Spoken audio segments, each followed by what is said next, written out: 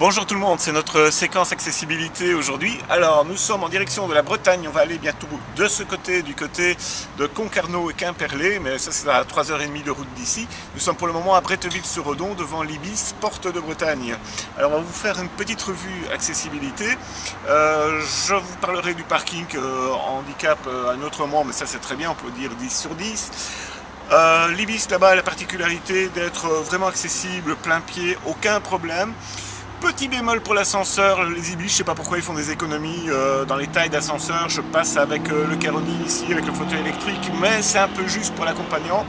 Enfin bon, la chambre, on la verra également. On donnera les points positifs, les points négatifs de ce qui se passe. Alors, on va peut-être maintenant vous parler de notre séquence hier, celle du grill et de notre petite aventure au niveau du souper.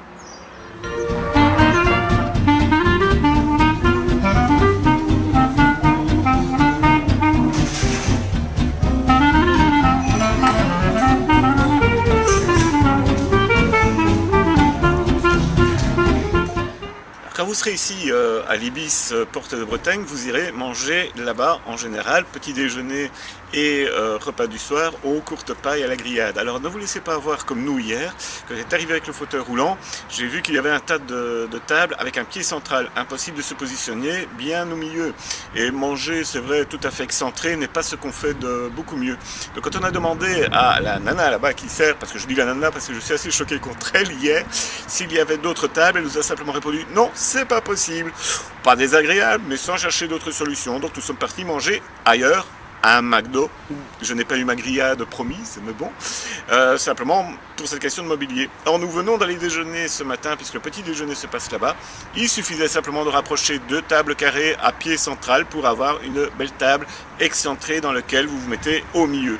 Donc elle n'a vraiment pas cherché la solution, elle n'a rien. Alors les gars de courte paille et les managers s'il vous plaît, briefez vos équipes parce que vraiment elles ne sont pas au point en matière de handicap à ce niveau.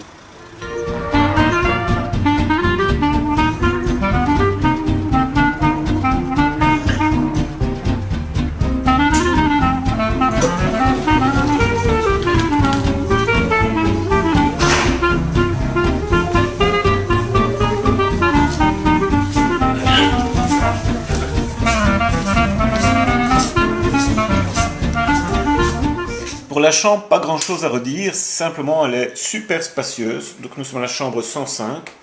Grand lit de deux personnes, peut-être un peu bas pour quelqu'un qui serait en fauteuil roulant manuel, mais en tout cas vous avez là pas mal d'espace, pas mal de rangement. Je dois dire que là on pourrait leur donner facilement, allez, un 9 sur 10, s'ils avaient fait un petit effort de surélever le lit, eh bien ça aurait été nickel de chez nickel. Donc 9 sur 10, pour la chambre, sincèrement, elle le vaut. Pour les places de parking handicap, aucun problème, bien large, 3 d'ici. On peut même voir que je me suis garé un peu comme un pied, c'est-à-dire totalement de travers.